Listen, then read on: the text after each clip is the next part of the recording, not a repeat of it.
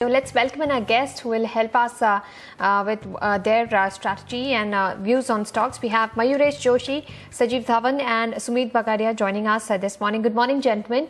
Good morning. Let's start with you, Sumit. What are your top picks? Hi, Anisha. Good morning. Well, as far as topics are concerned, I have 3 picks for the day. First one is from banking space, and that is SBI. SBI has given good move in last 1 or 2 days. Now, looking at the chart, it seems that the upward move can continue, and on higher side we can see levels of around 285 to 90 as an immediate target.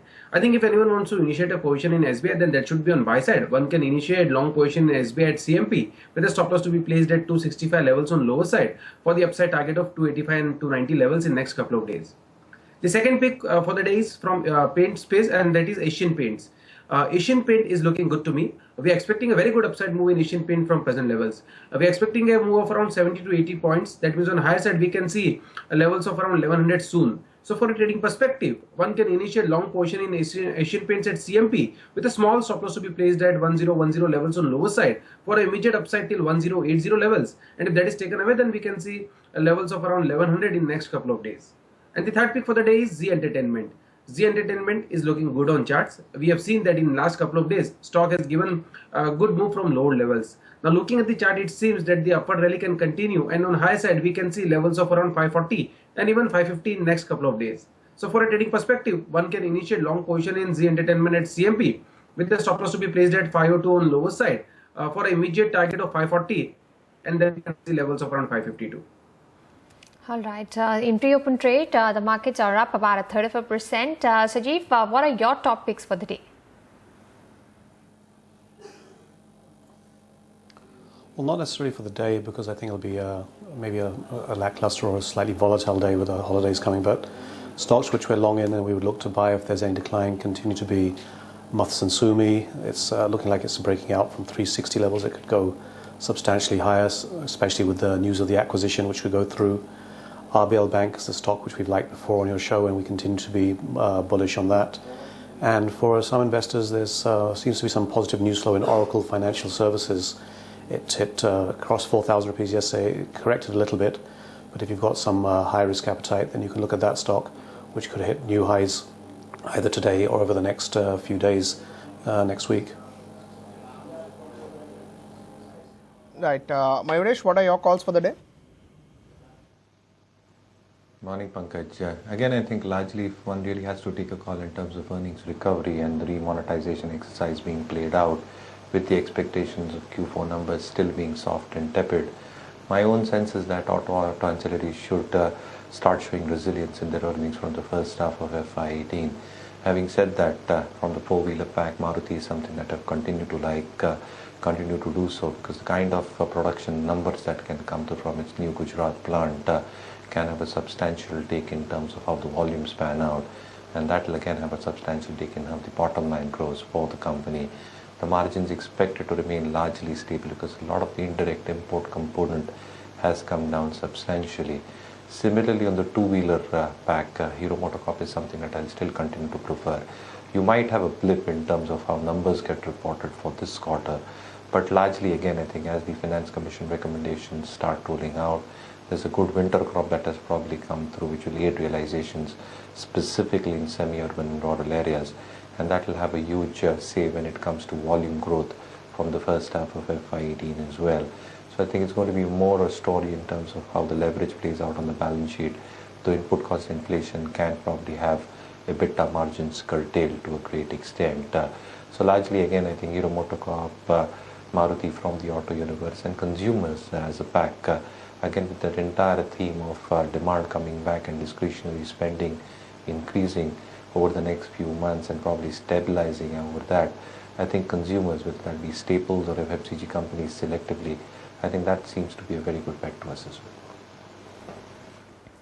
well. All right, so those are the top picks coming in from Mayuresh. Let's talk about a few news developments that we will be watching very closely. All banks will be in focus. What we are picking up from agencies is that Finance Minister Arun Jaitley will chair a high-level meeting with RBI officials. And what's on the agenda in this meeting will be the NPA issues on the books of banks. How to resolve the NPA issue urgently and quickly will be what will be discussed at this meeting. We believe that the financial Services Secretary Anjali Chip-Dugal will also attend this meeting, and we'll wait to hear from the officials on what is the agreement or an understanding reached on solving the NPA issues out of this meeting. There are a lot of other stocks that are in news. So both in the banking space, SBI and BOB will be in focus. First is what Anisha mentioned, and second is they have also announced board meets next week. Their board meets are for fundraising. Let's start with SBI. 15th March is when the board will meet. They will meet to discuss fundraising via equity. But most likely, they would take an approval, and in FY18 is when you are expected to see this fundraising. Similar is the case for Bank of Baroda as well. March 14th is when they would meet, and this will be for fundraising. However, Bank of Baroda had earlier mentioned that they don't need funds at this point of time, but after this results of Q3, they said that they would be looking for fundraising plans as well. Tata Motors JLR sales, this is the wholesale number. This is the most important number versus all the numbers that we've been focusing on the last 15 days. So global wholesale sales were at 54,576. This is a 4% increase in Feb. Jan number was 7% higher, but there could be some seasonal nature into this 4 and 7% number. Jaguar sales continue to grow 57% higher versus 80% for Jan, and Land Rover was down 9%, broadly in line with what it did in Jan. Don't really think this is a big surprise for the street, but these are inline numbers, and probably the stock could react to that. Hindalco, they had a QIP. We got you exclusive details from our sources that they have raised QIP about $500 million, and now they have approved this QIP. The board has approved this placement, 17.6 crore shares at about 189.45. So that's $500 million that the company has raised towards the higher band of what they had proposed earlier. Sajiv, what is your call on the markets? Where do you think markets would be headed, or they would still wait for the FOMC meet next week and only then you would see big capital commitments? Well, if the BJP actually wins the elections, and as Mark is hoping, then you would see some short covering next week, and maybe all-time highs very early next week. The Fed hike, I think to a large extent, is factored in. If they do that, there might be some slight nervousness, but I think the markets will digest that globally and domestically. So it really depends on the election. Sentiment still remains reasonably positive. Traders and investors have had still a very good few months. They've got a lot of profits. And we're seeing a bit of aggression by a lot of traders still in the markets. They're quite bullish. And even if their election results were disappointing, yes, there might be a sell-off of 100, 200 points in the Nifty. But that, I feel, would be a great opportunity again to buy in. The global markets are firm. FIs have still not been buying that aggressively. Domestic funds have been supporting the markets. So if the reforms continue and the fundamentals and corporate results are good in the month of April, then we should see all-time highs. So use the dips as of now to accumulate the good, solid fundamental stocks. Right, just about 5 to 10 seconds remaining for markets to open. We should start getting the first prices anytime soon. Markets will be in focus because of what happened on exit poll, what happened in ECB, and the pre-open session is behind, which is indicating a 26-point higher start. There you go with the first trades, 32 points higher for the Nifty, 8,958, 31.8 to be precise. Asian Paints on the positive side. ACC is up about 0.5%. SBI is up about 2 rupees or so. BHEL absolutely flat with a positive bias. Idea has gone down in the last few days. So from levels of 110, it went to the levels of 103, and now it's trying to bounce back. It's up around a rupee. Hindalco, maybe on the back of that QIP announcement, is back to the levels of 190. ICICI Bank, 275. That's 2 rupees on the higher side, and Tata Steel about 3 rupees higher. That's about 472. Asian Paints flat with a positive bias. NTPC is also flat, about 70 paisa on the higher side, and Axis Bank 2 rupees higher. Ambuja Cement 2.3 rupees higher. Adani Ports 1.3% higher. There is a report from Credit Suisse about Adani Ports which talks about a target of 360, and maybe that's why it is the top gainer as well at this point of time. Maruti is up around 30 rupees. It was doing well yesterday as well. Kotak Mahindra Bank, no particular news flow. We had the Canadian pension fund flow which happened day before. Yesterday was the data which was released. Maybe that's the only thing which could take it higher. Tech Mahindra about 6 to 7 rupees higher, 1.2% on the higher side, 494. Hindalco, maybe on the back of the QIP announcement, is doing decently well. So that's a name which is doing well at this point of time. Hindalco is up around 1% or so, 191. Let's just also look at Muthoot Finance and Manappuram Finance. These are two stocks that are gaining some action in the broader market space. So Muthoot is down close to 4%. Manappuram, that's Muthoot for you. And let's look at Manappuram as well. I think that will also be down about 5 to 6 odd percent. That's a 90 rupee stock that we are talking about. Manappuram Finance, that's 3.5% on the lower side. Both these names are in focus. There are some changes that RBI has done for cash repayment, especially for NBFC, and that's taking them higher. Bharat Finance is up about 1.5%. That's about 852. No major change. Let's also look at JSPL. So there are 4 brokerage reports on JSPL. I think there was a plant visit which the management had planned for analysts and investors. So JSPL is up 4% right now, 122 for JSPL. So that's a name which is gaining a lot of action. Unichem Labs is up close to 3%, and some of the other names in news flow are Bank of Baroda and SBI, but don't really think that there is any major sort of action that you're seeing on these names. Let's look at Bank of Baroda as well. That's absolutely flat, and even SBI is on the flattish side. Anisha, any other names that you can pick up? Well, we are seeing a good move in JSPL. JSPL is very volatile a day earlier. Today it's up 4%.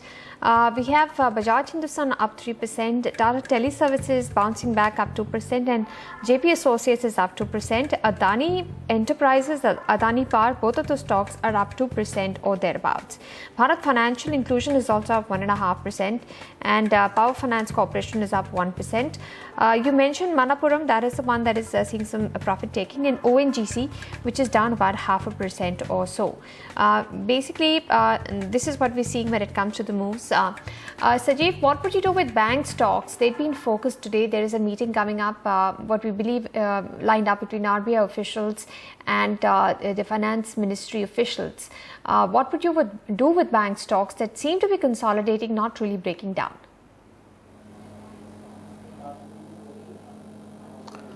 I think you hold on and keep buying the dips. The sector looks very strong.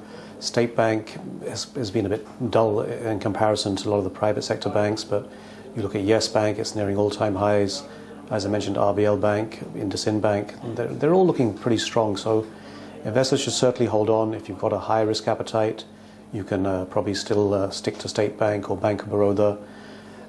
Any news from the Finance Ministry to obviously help this loan issue will be taken as a positive, that they're moving in the right direction. But ultimately, they've got to get that money back somehow. But I think the market clearly shows that this is a key sector, and more importantly, the results and the NPAs will be very closely watched for this March quarter. If there's any slippages or any disappointments, there could be a sharp knee-jerk reaction to sell off. But again, we would look at that as an opportunity to buy. And I think whether it's FIs, domestic institutions, or even domestic traders, everyone's quite bullish on the sector, and normally consensus is wrong, but this time I think it's still a very, very good sector to be involved in, and keep buying the dips. All right, keep buying the dips for bank stocks. That is Sajeev's advice. Sumit, can you give us your levels for some of the PSU banks, SBI and Bank of Baroda? There's news on fundraising as well. What levels can one watch out for on these two counters? See, Anisha, as far as SBI is concerned, we have already given a call in SBI. We feel that SBI is headed up from here, and on the higher side, we can see immediately levels of around 285 to 90 as an immediate target, and overall it should touch 300 levels soon. I think one should initiate long position in SBI at CMP. By chance, if there is a dip of around 2 to 3 points from present levels, then that should be used as a buying opportunity. And downside, it has support at around 265 levels. So till the time these levels are not taken away, one should be on buy side for an immediate upside till 285 to 90 levels, and then we can see a rally till 300 levels. As far as BOB is concerned, BOB is also looking good to me. It's taking support at around 200 DMA, which is placed at around 158, 160 levels. I think from here on we should see a upward move in the counter, in which immediately we can see levels of around 170 as a resistance and 170 as an immediate target for Bank of Baroda. And if 170 is taken away convincingly with volumes, then there is a possibility that we might see an extended rally till 182 or 185 levels in next 1 or 2 weeks. So overall, I think Bank of Baroda, one can initiate long positions at CMP with a stop loss to be placed at around 153 levels on lower side. 153 should be the stop loss for long positions for an immediate upside till 170 levels, and a breakout above 170 will take stock prices to 185 levels. All right. Mayuresh, what would you do with some of the metal counters? Today we're seeing a good move in JSPL. What would you do with JSPL, Hindalco, Tata Steel? So largely, Anisha, again, I think the commodity cycle upturn has played big time in terms of both the price movement and earnings movement for these stocks over the past few quarters. Domestically, imposition of MIP and anti-drawback duties have helped volume growth, and realizations have largely remained stable because of the demand and supply mismatch that you've seen on the LME. Secondly, I think in terms of the smelting operations within China itself, I think a lot of smelting operations are getting shut down, both for environmental reasons as well as the cost of production is not viable for a lot of smelters to probably function at. Third, again, I think in terms of the core realizations coming in from LME itself, our own take is that for the better part of this fiscal as well, aluminium as a metal should largely be in deficit as far as the supply side is concerned. So largely, I think if you're looking at stocks within this space or the metal space at large, I think Hindalco is something that I'll continue to prefer. But I think the way to approach this is in a staggered way over the next 2 weeks. Novelis has been holding up pretty strong for Hindalco. I think the kind of projections that they've given in terms of free cash flows of almost $350 million is quite substantial in terms of how the earnings can grow for the company, specifically in terms of Novelis operations. The capex earmarked is close to $250 million. They've refinanced their debt of $1.8 billion compared to the 2.5 that they've already done. That entails a lot of interest cost savings.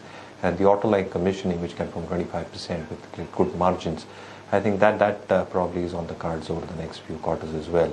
Domestically, I think the access to captive coal bauxite mines gives it the edge, and all its smelters are running at full capacity. So largely, again, I think if one really assumes aluminium to be in deficit for the better part of this year, prices to remain firm, and volume activity picking up both globally and its domestic operations, I think Hindalco looks like a good bet to us. But again, in a staggered way over the next few weeks. Right. Sajeev, what do you do with Reliance Industries? What would be your call over there? It's really had a big move. It's still an under-owned name. Do you think there is a lot of upside over there? I think so. As a disclosure, I'm long in the stock and we continue to hold it, and we are quite bullish. It's made some very strong movements, obviously, with the jumps, moving 4 or 5% in a day, which clearly shows that a lot of funds had missed out and they were just making some aggressive buys. And we've seen investors and traders also latch onto the stock. It's consolidating around the 1,300 rupees levels. There's been no major sell-off. And once the geo revenues start to kick in from April, that will be a key test that how many subscribers start to pay. So I know there's targets of 1,400, 1,500 plus. If you look at the options, there's still some high premiums, which suggests there's still a lot of bullishness. So if you're holding on, continue to hold on, and you could quite easily see 1,350, 1,400 levels this month if the markets continue to rally next week. And I think now the key thing is that even if the stock corrects down to 1,250, 1,200 levels for any reason, there'll be enough people now based on the fundamentals who've re-rated the company and would look to step in. So the price range of 900 to 1,100 seems to clearly be over, and there seems to be more upside potential than downside risk in Reliance at the moment. Sumit, what's your call on JSPL that went down 4-5% yesterday, but again has bounced back with good 6% gains today? Well, Pankaj, see, most of the metal stocks are looking good to me. In fact, metal space is looking good to me for next couple of months, for next 2 to 3 months time horizon. I think as far as Jindal Steel is concerned, I think one should initiate long position in JSPL at CMP, or if by chance there is a dip of around 2 to 4 points from present levels, then that should be used as a buying opportunity. In last 3 to 4 days, we have seen a selling pressure from higher levels. I think that was profit booking now, and now again what we are seeing is fresh buying in the counter. If today the the counter is able to give close above 125 levels, then we will see a fresh upward move in the counter, in which we can see levels of around 140 as an immediate target. And overall, I'm expecting this counter to outperform, and in next couple of weeks we can see levels of around 170, 180 as a target for next couple of weeks. So for a trading perspective, if anyone wants to initiate a position in JSPL, then that should be on buy side. One can initiate long positions at CMP for an immediate upside till 135, 140 levels, and a breakout above 140 will take stock prices to 170 in next couple of weeks. Right. Just wanted to clarify, Sumit. Only if it closes above 125 would you buy, or even now it's a buy? I think, Pankaj, immediately for a day, one can initiate long positions at CMP. A conviction would be more if the stock is giving closing above 125 levels. In any case, it's looking good on charts. So I think one should initiate long positions at CMP for an immediate upside till 135, 140 levels. Right. Mayuresh, do you track JSPL? They took investors to Angul, their new plant, which is expected to start soon. That has probably triggered this move. Any view on JSPL? Probably, but not tracking this one, Pankaj. Sajeev, do you track Jindal Steel and Power? No, afraid not. Right. Sajeev, let's talk about Bharat Financials as well. That's up around 2% right now. It's at the day's highest point. Do you think a lot has been spoken about deals and what's happening on that name? Do you believe if the deal goes through with a big bank, it would be positive for Bharat Financial? Yeah, yes, I'm sure it will be, and you'll see levels probably 900 plus. It's an incredibly volatile stock. It has wild swings. There was some negative news flow last week. The stock corrected to 760. The same day it bounced back 40, 50 rupees. So there's clearly a lot of trading interest in it. Again, if you look at the options, they're very high premiums. It's a high risk stock, so if you're buying even the cash or the futures segment, it's probably safer to play with the options unless you can handle swings of 5 to 10%. The news flow, which has been there for quite some time, seems to be more at an advanced stage. As long as the merger ratio is fine, as is being discussed, then you will see some probably further upside, and you're seeing again the stock, as you mentioned, up a couple of percentage points today. So as a trader, you can buy, but you'd have to keep a stop loss of around 800 or 820, which could quite easily get hit the way this stock moves in case that merger news doesn't come through. So a good stock, but purely for the traders, not really for those investors who have a low risk appetite. Right. Mayuresh, have you had a look at Inox Wind? That stock is up nearly 10% this week. It's a good up move earlier today also. It's moving up well. Any view on this counter from the renewable space? No, again, I think this counter has largely struggled, Anisha, over the past few quarters. The numbers probably were not coming through, and though it had a very reasonable order book, I think the execution and realizations thereof were not aiding the growth that one was really looking into the counter. So I think the expectations largely were bloated in terms of how earnings will pan out. They probably disappointed a lot of investors on street.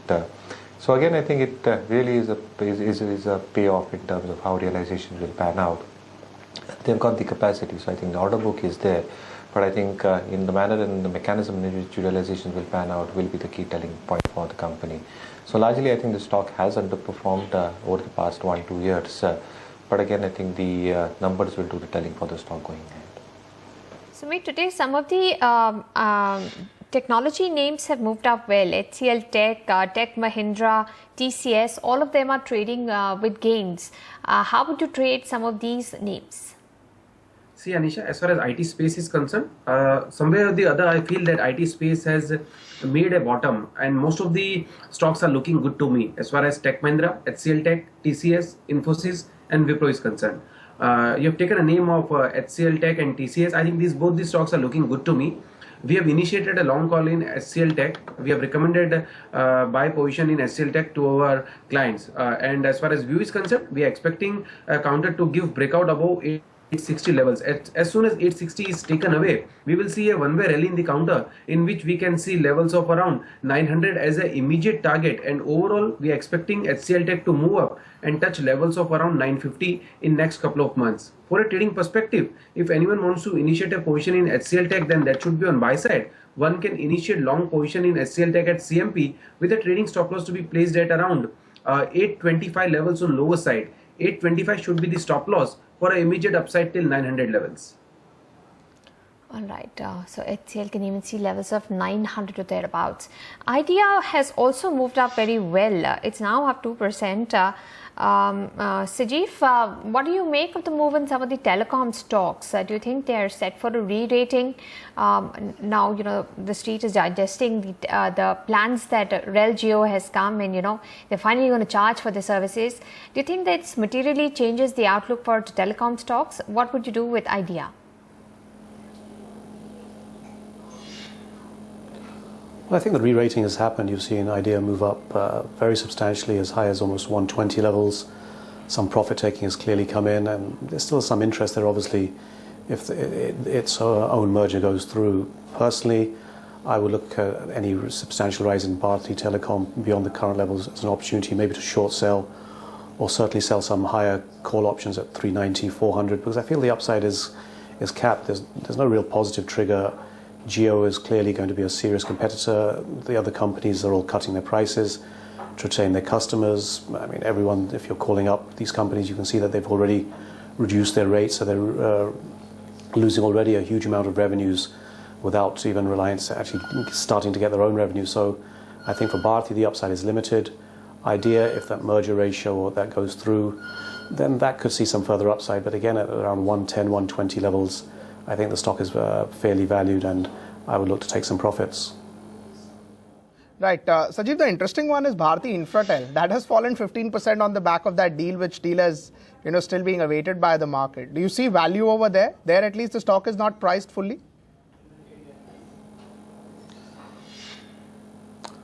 Well, it's certainly cheaper, but there's a lot of news flow which takes the stock up and down, as you just mentioned, and it is a separate business. The negative, again, is if there's consolidation in the industry, there'll be fewer towers, so again, less revenue. So that's the overhang for the stock. So again, if you want to be at least slightly contrarian and have some exposure to the telecom sector, maybe that's the pick. But again, it's not one of the sectors that we would be overweight on. If there's a significant correction in maybe Bharti Infratel again, and it becomes very cheap, then maybe we would look at it. But at the current levels, it's definitely better value, but it's not so cheap, and that's based on the fundamentals. So see what the results are like, see what the management's outlook is like. It's a stock that can give you another 10% upside, but beyond that, I think it might be a bit difficult at higher levels. Right. Sajeev, are you applying for the DMart IPO? Do you like that name? Well, they're all good, but you don't get much allotment. So I think there's been a frenzy in the IPOs at the moment. Most of them are oversubscribed, and they are giving good listing premiums to investors who get the stock. So it's great if you're lucky enough to get them. But personally, my luck's not been so great, so I'm not getting any allotments. So staying clear of them. But do you like DMart, the way it is, put in the prospectus, looking at the backward numbers? Do you like that name? I think it's fine, Pankaj, but the problem is the valuations. They're not cheap. They will open gap up and probably give an opportunity to traders to make some profits on the day of listing. But I do have that very, very long-term bullish view on the retail sector, which has had its struggles. You've seen that with Future Retail. It has its time when it starts smooth, then it goes very quiet. The whole sector has benefited by this IPO, and you've seen sharp movements up. But this particular issue, it's fine if you're maybe for a 1 to 2 year sort of time frame. But at the current valuations, they've not left an awful lot for investors in the short term. Thank you so much, gentlemen, for taking out time for us this morning. Always good to get a perspective. Sajeev, let's start with you. Just before we end, any disclosures? Well, Reliance and Bharat Financial and several of the other stocks, certainly we would have positions in, and we would have been recommending clients to be on the long side. Mayuresh, for you? Pankaj, all the stocks we've discussed, no personal holding, but it is possible we've discussed these with our clients, so you might be holding these in our funds as well.